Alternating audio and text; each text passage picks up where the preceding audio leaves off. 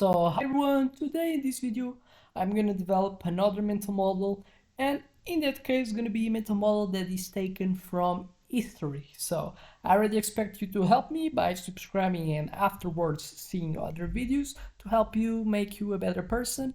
And then today obviously these mental models are like systems patterns that we take from reality that we have studied that helps you to take best type decisions, which is something that proportionally as much better you are on it, you're gonna as well have a higher probability to have as well better type of outcomes. And then so what's gonna be the model that we're gonna develop today is the cycles of centralization and decentralization in stories. So where the core concept is that what history has shown to us is that often follows a cyclical pattern of power concentration, centralization, followed by phases of fragmentation, decentralization, which so appears another force that tends as well again to concentrate, centralize it. And what you're gonna centralize, what you're gonna decentralize.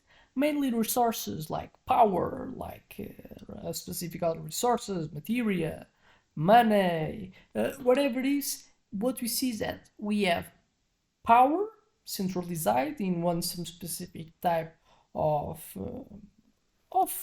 country or specific type of people, and then we followed by this decentralization of power, which so emerges again is a new cycle, a new force that centralizes as well the resources.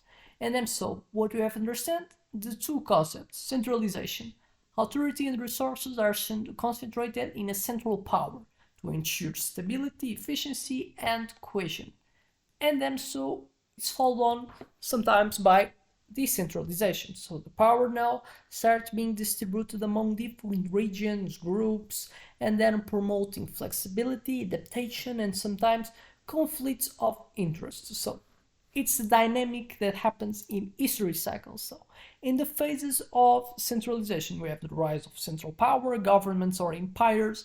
They consolidate authority to unify territories, so standardize laws and promote economic growth. So these phases of transitions is like establish a law, a order, is mainly so not periods that happens radical type of innovations. Are periods that we prioritize the we got so in a status quo way to happen that we have laws, we have someone's that domains, we have a specific type of hierarchies that has to be followed, and obviously sometimes it is times that are more predictable.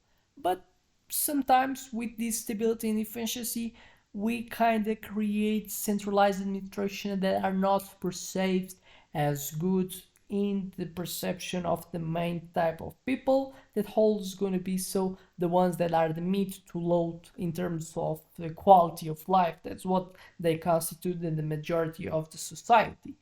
And obviously they neither wholly perceive this type of inequality between centralized power that someone tends to have towards the other majority, and in numbers they also going to be higher, which some revolutions can be happen towards that small type of samples of minority that get so centralized the power, which so starts the creation of the decentralization process that so these minorities tend to gain force, and then so they can kind of make them fall the ones that got centralized. But what sometimes happens, these small forces that domain that so fights this centralization that happens, they now by winning they come what probably they called criticize or they call so fight, and they become so now these forces of power that so are targets to get and to hit,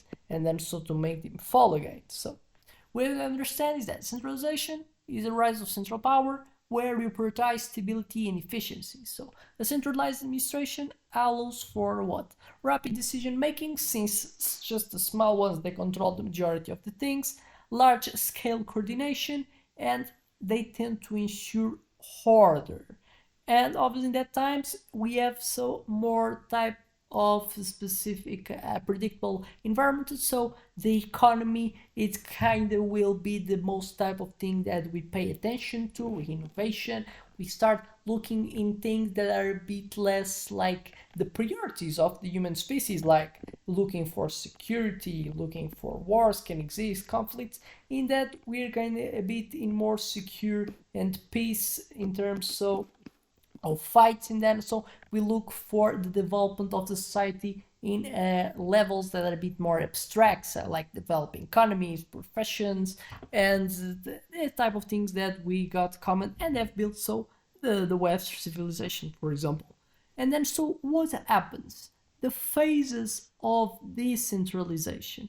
What can happen? What nobody likes so the excessive, neither excessive disorder nor excessive orders. So over time, excessive centralization can lead to what bureaucracy, can lead sometimes what could be the meaning of promoting order and progress by just focusing economic growth, just because the order is already established. Sometimes it happens that it leads to inefficiency, and the public, the majority, it tends to have dissatisfaction. So rigidity and oppression could be something that happens in that specific centralized power, and then so fragmentation, the system becomes unsustainable because they depend of the high part believe and rely in orders than is established. And then so by the law of numbers, always the minorities, they always gonna dominate, the majorities, they always gonna dominate because they're always gonna be higher than the minorities.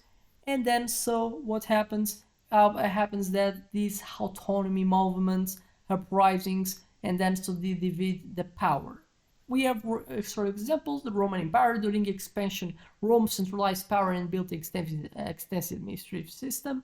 However, bureaucracy, corruption, difficulty in governing high vast territories is like a curse. By demanding so much, we cannot be the best for in each specific field. And then so it's collapsed because some other forces, decentralized feudal systems of the Middle Ages have become. We have the Arabs attacking in one field, we have the Berbers attacking in other one, and then so we have it. And this obviously applies to Roman Empire, you can say as well in Chinese dynasties, in the medieval Europe as well. After the fall of Rome, Europe saw a period of decentralization that has so happened not empires but so the countries that we're most common today and we tend to see. And reality start, we probably start seeing as well the rise now of centralization by the globalism that we're seeing in the Europe, like the globalism start appearing more the European Union instead of the small countries. So going more for globalism instead of nationalism. Nationalism, or kind of we see as a fragmentation of power by countries. In globalism is like a specific force that dominates the world. So again, we're seeing before in our eyes this cycle happening again. We're kind of being in a phase that we're going from the fragmentation of the power for more like nucleums of power. Imperiums start growing. We have some imperiums start seeing it, like the Rus Imperium, the Chinese Imperium. We now seeing like the Europe getting a union to be the European Union. We have the Imperium of USA, and then so more than small countries than what was more common till some past few days. And then so we've got extra examples. We're kind of seeing almost a transition now. Obviously the transitions, they can be different meanings, but they always have this tendency of decentralization, centralization. Understood? So is I think it's the causes. It's basically when we go from centralization to decentralization, when we start seeing a lot of efficiency, we're seeing a lot of people that have too much and other ones low. The revolution of the majorities, then so they fight these minorities that have too much power on him. Obviously, so what can happen? Over centralization might lead to power abuses, which will also dissatisfaction and push for decentralization through revolutions.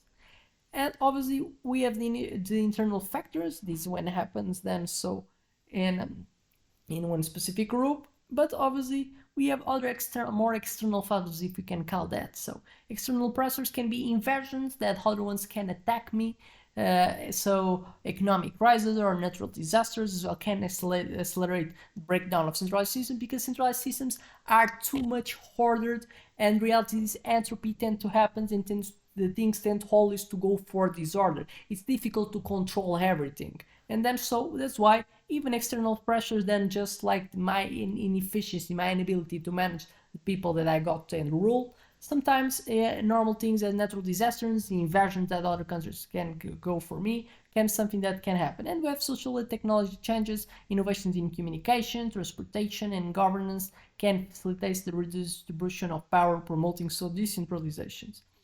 As we said, implications for modern world, globalization, and the fight between globalization and nationalism. So today we see trends of centralization through multinational corporations, global governance structures, and internet financial systems. At the same time, we as well can see some forces of decentralization. So at the same time, regional governments, decentralized technologies, for example, like blockchain and local communities, they can and challenge, always going to challenge centralized control. So what can be lessons that we can take from the past? Understanding these cycles help us develop policies that balances the efficiency of centralization with the resiliency and innovation of decentralization can bring. What is obviously always the best is the hybrid solutions can leverage so the strength of both systems. So we remaining having systems that have order, but as well implementing what some the majorities, the powers that are a bit more like the progressive ones, what they can bring and see so adapt the society to kind of so have the best of the two worlds, even if it's something that's difficult. So I expect this video makes you a bit more smarter, and I expect you as well to help me by subscribing and seeing afterwards other videos. So see you in the next one.